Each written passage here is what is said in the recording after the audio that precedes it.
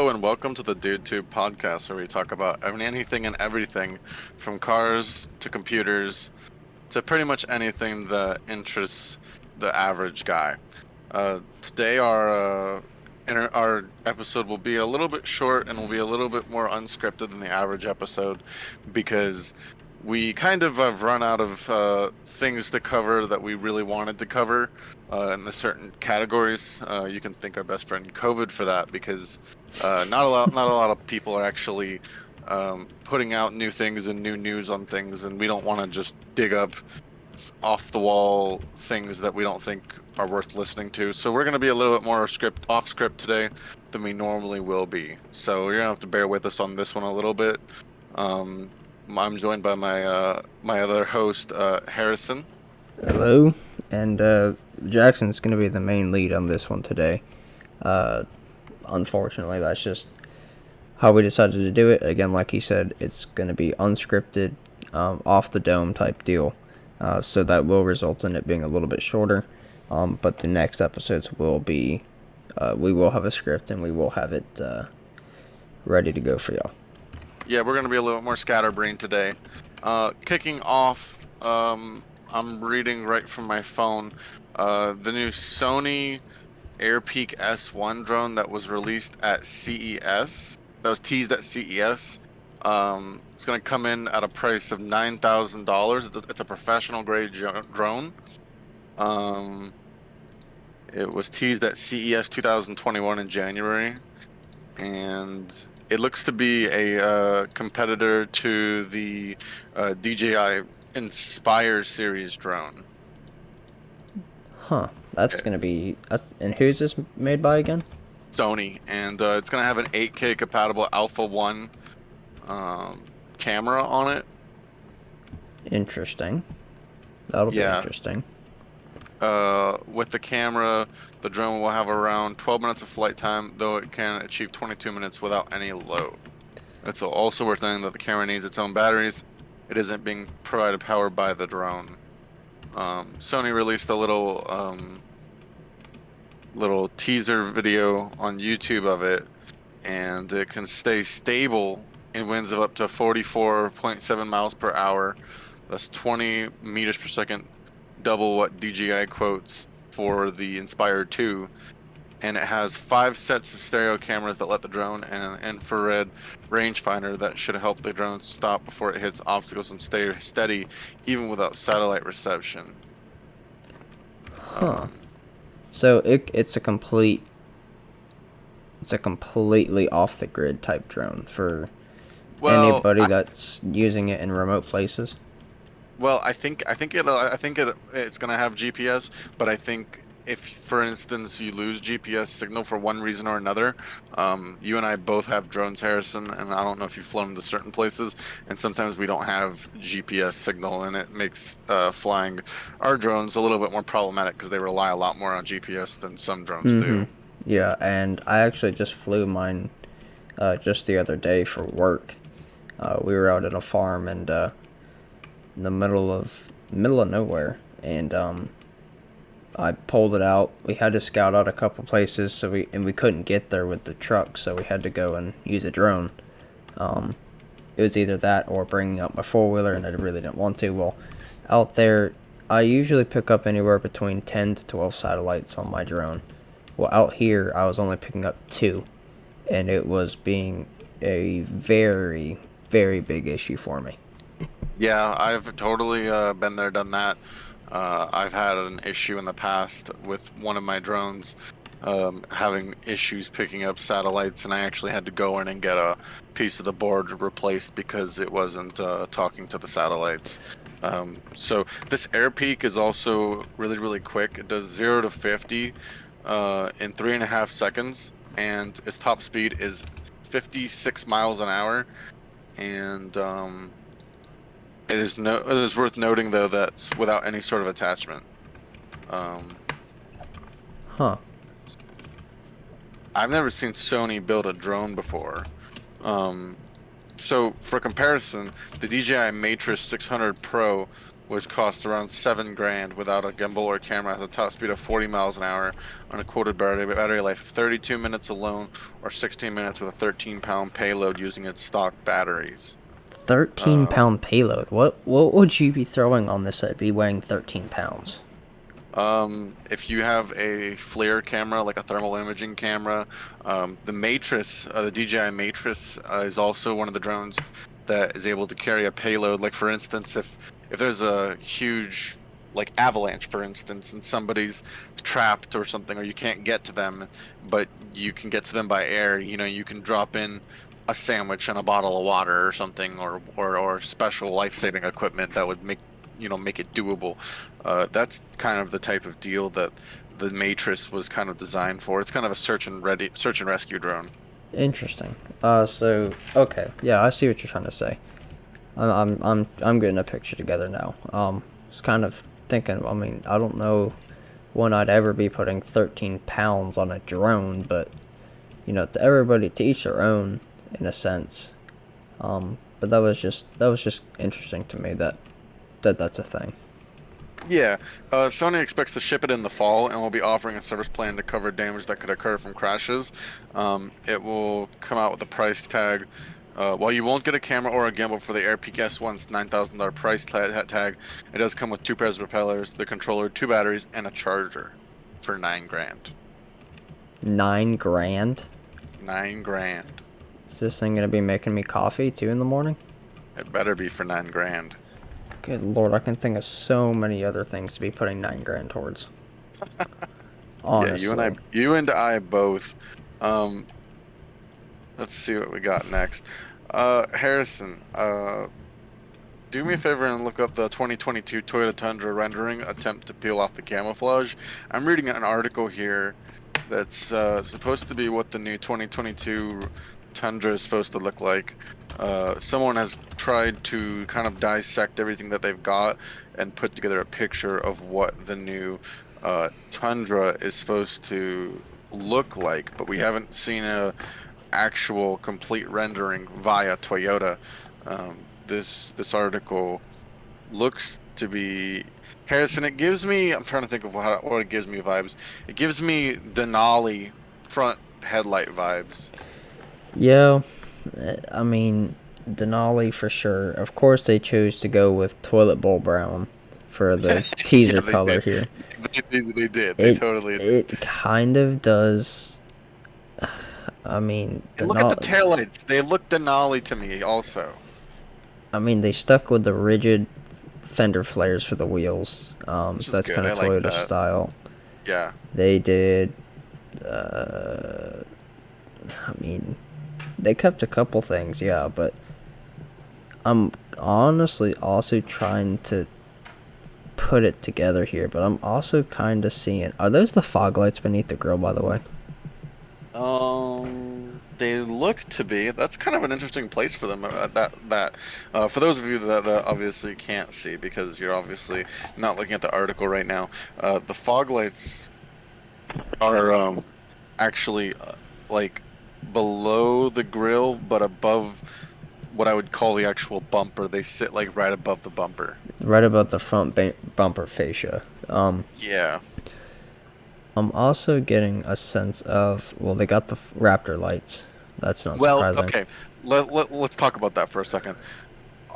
Any truck that is wider than a certain amount has to have front marker lights like that.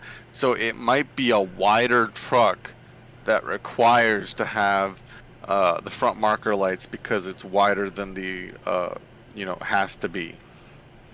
Interesting. It also kind of gives me Silverado vibes with that front end. Yeah, that front end kind of gives me Silverado vibes also. I like how big and broad that Toyota logo is on the grill. I've always been a fan of that. It actually says Toyota. It doesn't just have the Toyota logo. Mm-hmm. Now, you usually see those on the top-end models, like the TRD Pros and stuff like that, is when you get the spelt-out Toyota logo, kind of like Ford with the Raptor. You normally don't get Ford spelled out until you go to the Raptor. And even they were kind of disputing whether or not they wanted to do that and stray away from their typical styling, but I'm kind of glad they did. Yeah, I 100% agree. Um, so I'm looking at an article right now on my phone here. Self-driving Waymo trucks to haul loads between Houston and Fort Worth. It looks here that that Waymo, which is a self-driving company, is supposed to be.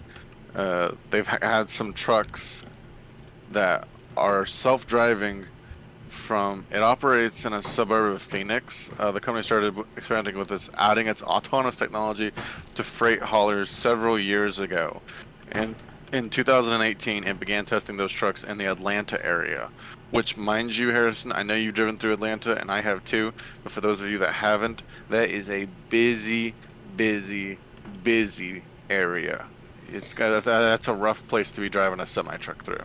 Oh yeah, I mean it's tough just driving a regular passenger vehicle through, much less a truck that's 53 plus feet long and 80,000 pounds, and oh, that'd be terrible. Yeah, absolutely. So that's really Um, awesome that they're working on that.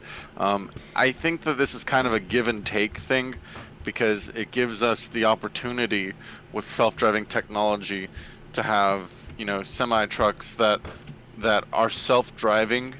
And yes, it is going to be one of those things that is going to take jobs from drivers, but you've also got to think to yourself from a company perspective, and well, I'm not always pro big company and all that good stuff, not always, but think hmm about how much time you could have a semi truck running down the road out of every single day.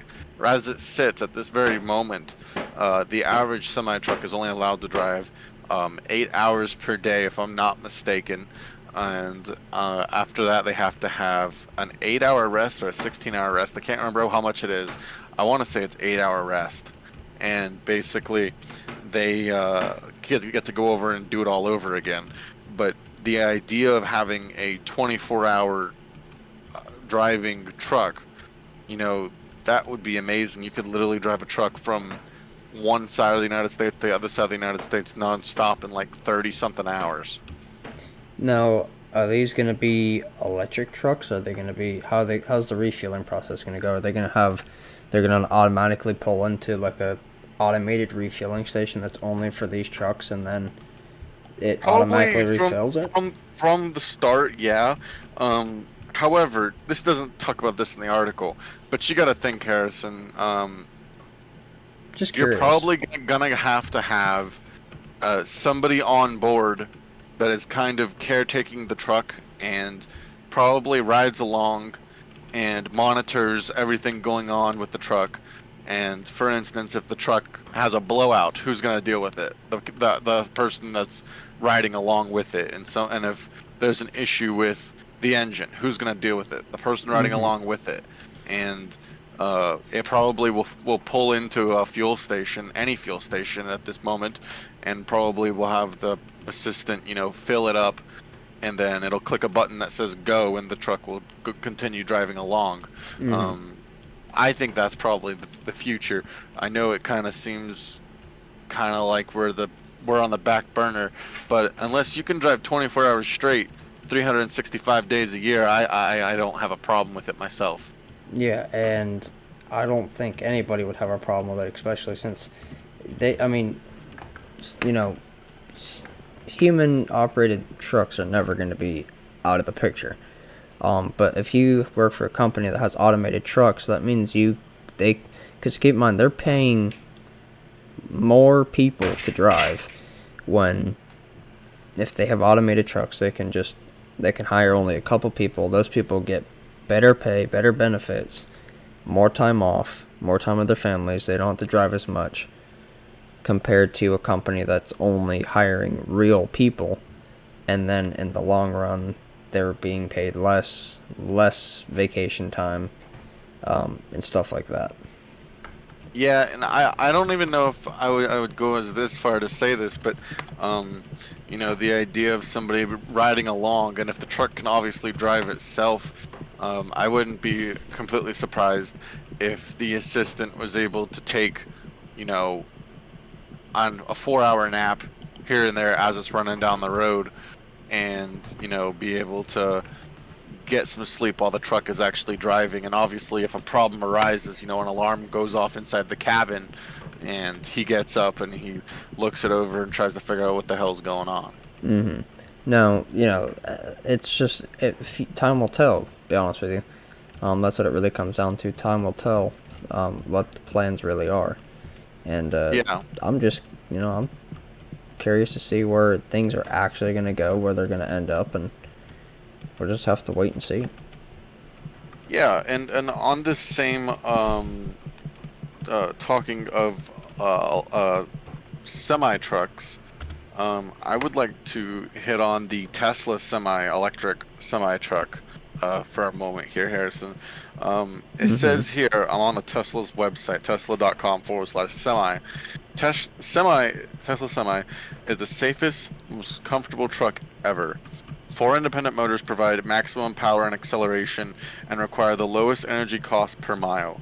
It does 0 to 60 with 80,000 pounds in 20 seconds. That is 20 nuts. seconds? 20 seconds, 0 to 60 with 80,000 pounds behind it. That's insane. And it says here it's going to be able to maintain a 60 mile an hour speed up a 5% grade with 80,000 pounds behind it. Golly. And we're looking at a range of 300 to 500 miles. Like I said, I had 4 independent motors on the rear axles. The energy consumption for anybody who is a huge nerd when it comes to electric vehicles, less than 2 kilowatt hours per mile, and fuel savings of $200,000 plus per year. The the 300 mile range one is going to have a base price expected of $150,000, and the 500 mile range one is supposed to have a base price of $180,000.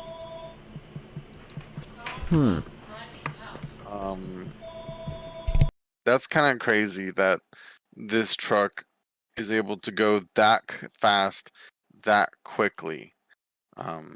I really, like you and I both know, and we've already said, we don't have an issue with these electric trucks, because think about how much savings you have from the fuel perspective, from the maintenance perspective. Harrison, I used to work for UPS, and we used to see semi trucks that would come in and they'd have to have an oil change because it's been 30 or 50,000 miles, whatever the heck their interval was. Thing took like 22 gallons of oil. Yeah, Like, that's insane. that's and absolutely nuts. just to add in real quick, kind of an off-topic thing. If y'all happen to hear any background noise, like the phone call that just came through, or any kind of like I tapping heard and it, moving, so I know that they heard it. yeah. So if Jackson heard it, y'all heard it. Really not much I can do. I didn't know it was happening until I just heard it. But like any kind of like tapping noise or scratching noise in the background, I do have a dog. I'm babysitting a dog for my girlfriend, and Yeah. it is a very restless sleeper. It's a husky, so kind of explained. So just kind of bear with me here. Not much I can really do. I can't just give it melatonin and knock it out. So as much as I wish I could. Yeah, and yeah, I'm super excited for that future. And I've actually heard about, sometimes whenever they're testing that Tesla semi truck, it'll pull into the superchargers for the Teslas, and it'll plug into 2 chargers at a time. Be like, honey, I need to charge up my car. Okay, well, find a supercharger station. You pull in and there's just a semi. They're like, ha, sorry. Sucking on two chargers at once. You're like, what the heck? This isn't fair. Where's the driver? It turns into Kit from Knight Rider. There is no driver. It is only me. Right. Harrison, let's talk about something that you and I talked about before we started the podcast today. The Rimac Nevera. Oh boy, here we go. So there's a video on YouTube. If you look up the Rimac Nevera against the Ferrari SF90, the Rimac Nevera is as crazy as it's gonna get that I've seen, or even possibility of seeing when it comes to electric cars. The Rimac Nevera is we'll start with the actual company itself. Rimac is a what is it? It's what's the word? Where is it from? I'm trying to remember. He said it was what country was it from? I'm trying to remember. It Austria or something like that. Austria or Croatia. That's what it is. Croatia. The Rimac company is from Croatia. Rimac is also the same company that built that car that any of you know that Richard Hammond crashed in Top Gear, and he hurt himself pretty good.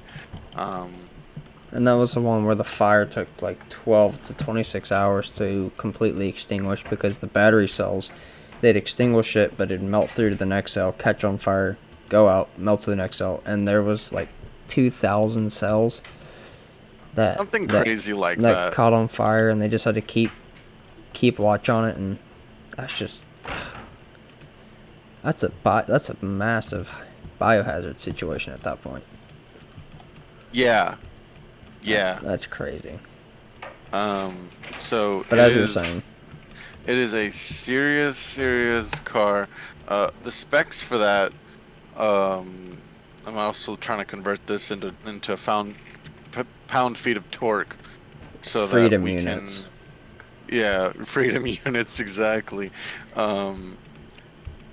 It's at so while I'm trying to figure this out, it has 1,914 horsepower, which is an astonishing number. That's 1.4 megawatts for anybody who does not do freedom units. No, It does. we're not discriminating against anybody that doesn't. We're just saying, catch We're up. kind of joking at it a little bit. We're not.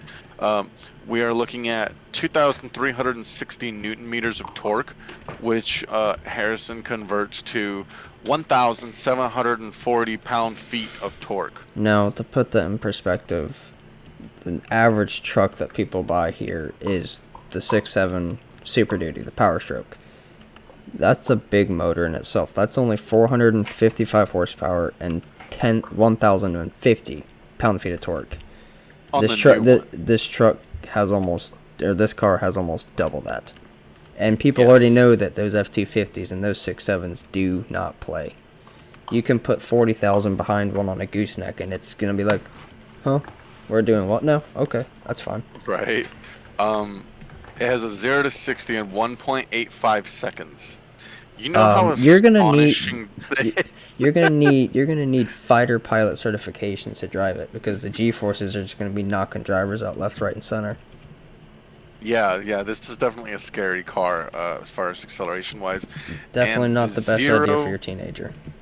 0 to 180 miles an hour is 9.3 seconds. There's cars that do quarter miles in that time. And it's doing 180 miles an hour in 9.3. So if anybody's looking for a car for their 16-year-old son, this is not the company. Just stay away from this. But if you want to, then exactly. You better have some darn good life insurance. So, Harrison, any guess what this thing does a quarter mile in? I'm gonna guess sub 4. 4 second on a quarter mile? Are you nuts? I don't know. You said guess. I'm guessing. Okay. This car does 8.6 seconds on a quarter mile. So it's doing almost 180 miles an hour by the end. Yeah. And to put that in perspective, I'm just gonna look up some nice cars and just to kind of get the idea of what you're really up against with this. Yeah, exactly.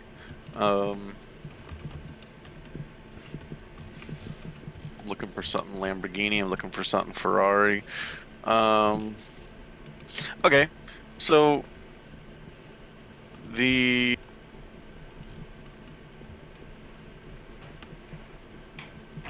we're looking. Okay, so the McLaren F1 6.0 V12, which is from 1994, did a 10.02 second quarter mile at 136 miles an hour. Granted, that's an older car, but the 2020 McLaren 675 LT 4.0 V8 twin turbo from 2020 did 10.03 seconds at 136 miles an hour. The Lamborghini Veneno 6.5 V12 from 2013 did 9.96. The Pagani Huayra Roadster 6-liter V12 from 2017 did 9.89 seconds on a quarter mile. Bugatti Veyron 16.4 Grand Sport Vitesse 9.49 seconds. The Koenigsegg Agera did it in 9.24 seconds. Let's see. Let's go a little bit faster. Let's find faster stuff. The Bugatti Chiron did it in Chiron. Chiron did it in 8.82 seconds, which is And- still slower. Now, out of curiosity, what did the Hennessy Venom GT do it in? I actually got it right here. The Hennessy Venom did it in 8.68 seconds. So it did it in 0.06 seconds slower. Keep than in the mind, Hennessy. keep in mind, the Hennessy is the world's fastest production car you can buy. It was doing 157 miles an hour at 157 miles an hour at 8.68 seconds. That thing is screaming. You're not kidding. Let's see. Let's look at stuff that's even faster than this car. What about F1 cars? I don't think they do quarter miles for F1, do they? I don't think they do them that fast. No. There's only a handful of cars on Earth at this moment that are any faster than that car. And one of these cars, I'm looking up this car because I've never even seen this car. It's a Bugatti, but I've never even seen it. What the hell is this? What is it? Bugatti Centodeci. It's from 2019. It has a 8-liter engine. It's got the W16 in it. It's from 2019. Its top speed is 236 miles an hour. It's got a 7-speed transmission. It has 1,500 horsepower and 1,100 pound-feet of torque. 1,100 pound-feet of torque? Yeah, almost 1,200. But like I was saying, let's see. The fastest car on this list that I can find is something by SSC, Shelby Supercars. Is the Quattari. I've never even heard this car before. From 2011. I don't believe this. It says that it did it in. It says it did it in 7.98 seconds. That seems. You gotta remember, don't know, though, that a lot of these cars are tuned and they're modded out and they're track ready. And that Rimac is like, hey, you want to take it to the track? When did you buy it? 10 minutes ago. All right. And then they're rolling them out. These are from the factory doing it like this. And all these other cars have tens and tens of thousands of dollars worth of modifications onto them just to get them Not to that hundreds point. of thousands of dollars. Yeah. There's a Koenigsegg Jesko from 2019. See, I've never even heard of these cars before, and they're saying that they do these numbers. I don't know if I 100% believe these. I've never even heard of these cars. I definitely wouldn't. Yeah, but regardless, it's obnoxiously fast. Harrison, what do you think our top speed is? I'm looking at a top speed right now. You want to just guess for me? I'll tell you this. It's not the fastest. It's not the fastest car in the world. I'll tell you that much. For the Rimac? Yeah, for the Rimac. You tell me if I'm hot or cold here. I'm gonna go 230. You're cold by about 20 miles an hour. 250. You're getting warm. 270. 258. 258 miles an hour. Keep in mind, that's what most passenger jets are doing halfway down the runway before liftoff. Yeah. I think most jets are doing about 400 miles an hour at liftoff. Something crazy like that. And we've also got 120 kilowatt hour battery capacity, which is huge. I think the Model S Plaid is supposed to have a 100 kilowatt hour battery in it, so it's even bigger than that. That's insane. Yeah. So it's got 4 motors on it, one on each wheel, and it says here that they're independently driven. Oh, these And Yamaha motors like we covered before? I don't think so. It's kind of the same idea though. Um, It says here, power when you need it. Instantly, Naviera calculates the amount of torque deployed to each wheel over 100 times a second to achieve the desired driving dynamic through Rimax Intelligent All-Wheel Drive Torque Vectoring System called RAWTV. Stability, safety, efficiency, and ultimate agility when you need it most. 100 It's gonna times a second. 100 times a second. And it has a monocoque core. So, unlike a lot of cars that are built on a skateboard platform, a skateboard chassis, this is a monocoque, a carbon fiber monocoque that has specially designed parts. It says here, core strength, solid structure. Beneath the skin lies a carbon fiber monocoque with bonded carbon roof, integrated structural battery pack, and rear carbon subframe. Designed and developed entirely in-house, Naviera's structural core is lightweight, powerful, and exceptionally strong. That's insane. Yeah, it's really nuts. It's a sharp-looking car. It doesn't look like anything I've ever seen. So yeah, that's really the Naviera at a glance. If anybody is super interested in it, what's the price tag on this? we are looking at $2.4 million Chump change. for that much power and that much torque in a car. Yeah, that's chump change. That is, You know. and especially if you've got the means to do it, by all means do it.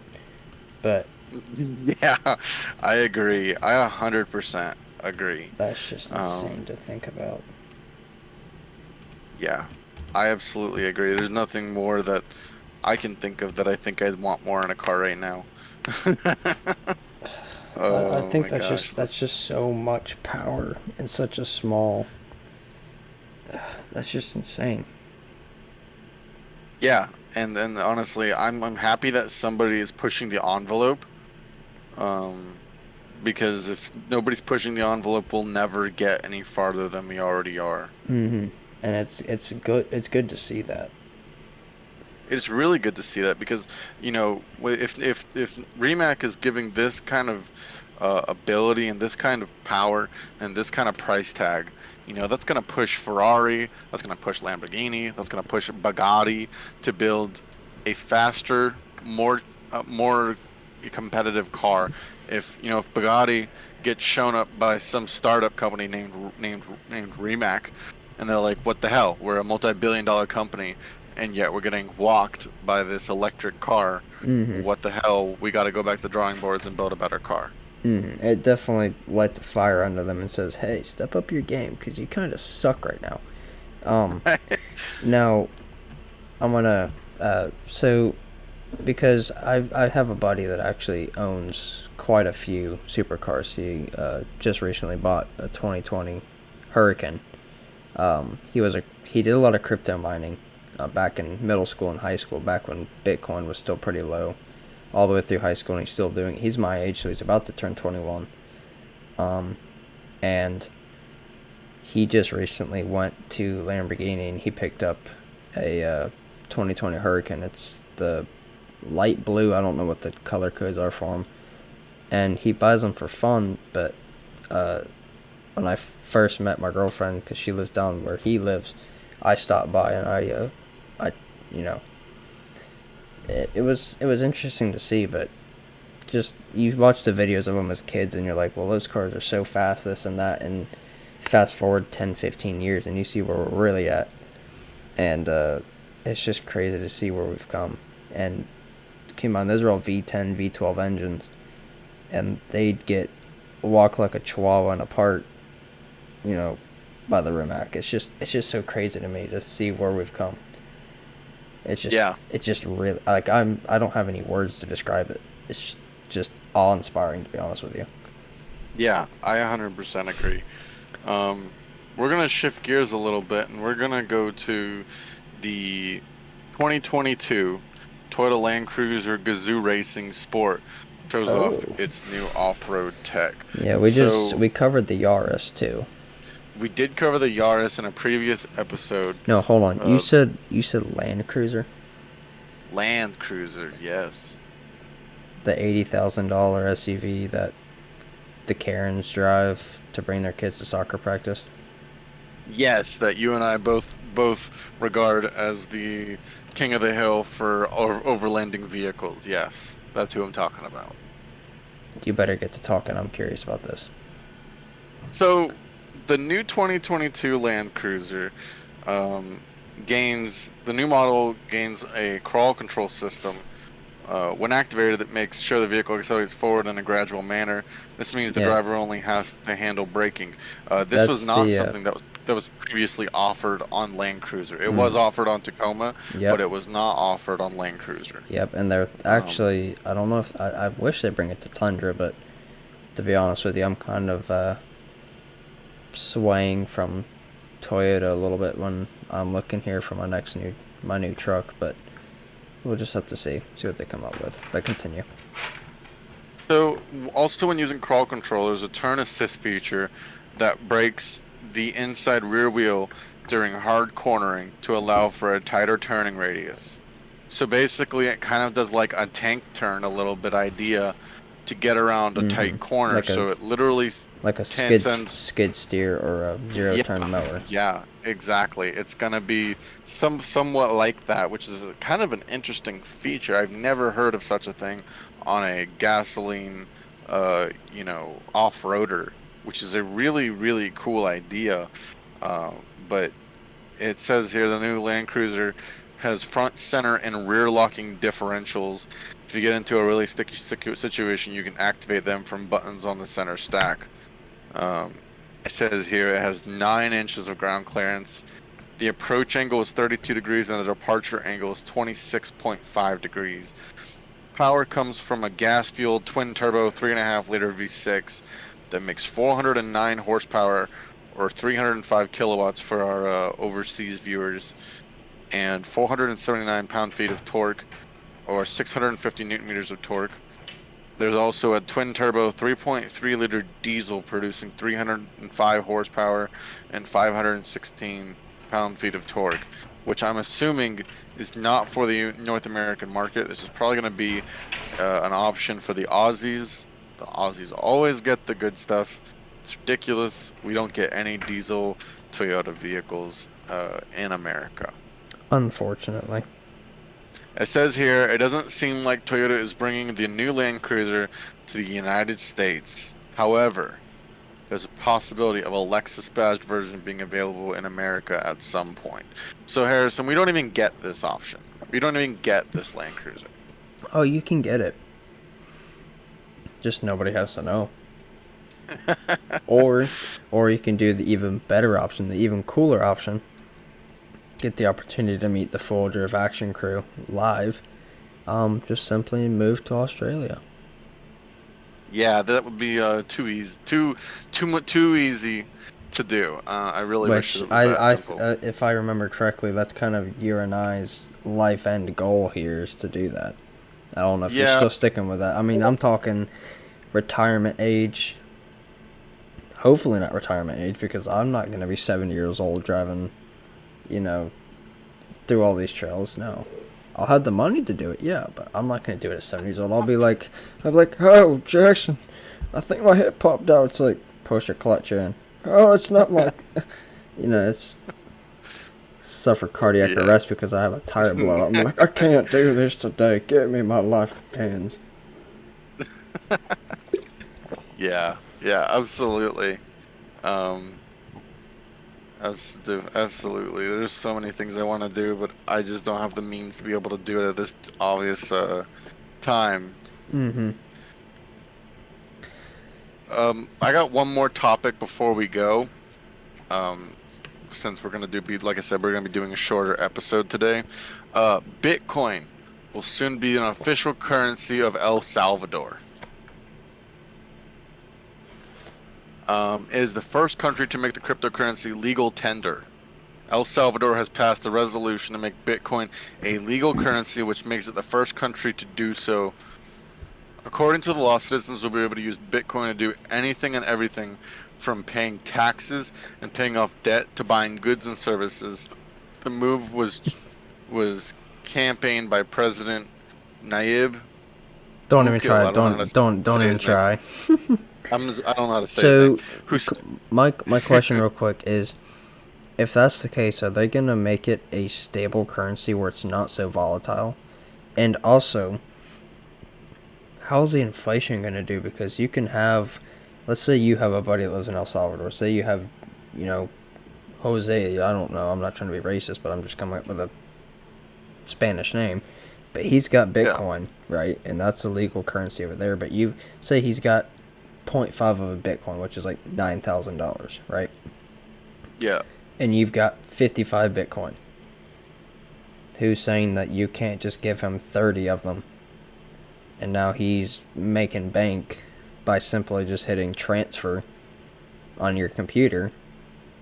How's the inflation going to work? Because so many people, that currency just switches up so much. I don't know if they're going to make it where you can't use it if it's below a certain amount, or you can't use it if it's above a certain amount. You know, I don't know how that's going to work. So this is something that's a great topic to talk about. So this is how I understand it. A lot of these countries that are in that part of the world, and in the rough parts of, like, you know, Africa and things like that. I'll give you a great example. Zimbabwe. Zimbabwe has gone through extremely large inflation. Mm-hmm. They literally have a note that's like $100 million, and it's not worth diddly. Mm-hmm. They literally started burning their money because it wasn't worth anything. So I think this is an option to try to reduce the inflation. So it's an economy stimulant then. Yeah. Well, if you think about it, instead of just like it basically gives the government, it can't print more Bitcoin. That's not a thing. You cannot just click a button and make more Bitcoin. That is not how it works. And because Bitcoin is a decentralized currency, Bitcoin is something that is not able to just be pinned to a certain thing, and that's what it's going to be for the foreseeable future. So if it works great in a market where let's say, for instance, Harrison, let's say everybody used Bitcoin and we didn't use any other form of payment. The US dollar was not a thing.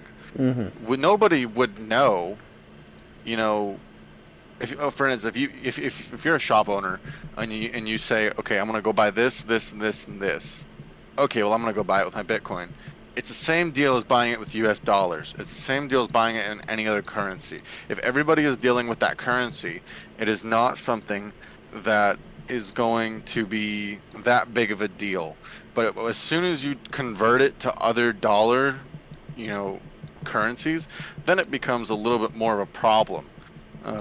Because of the inflation and of other countries and other values of dollars versus the Bitcoin worth, which at the very moment Bitcoin is worth $36,155 as of 10:35 p.m. Today. So right now, today is the 10th of 2021, 6/10/2021.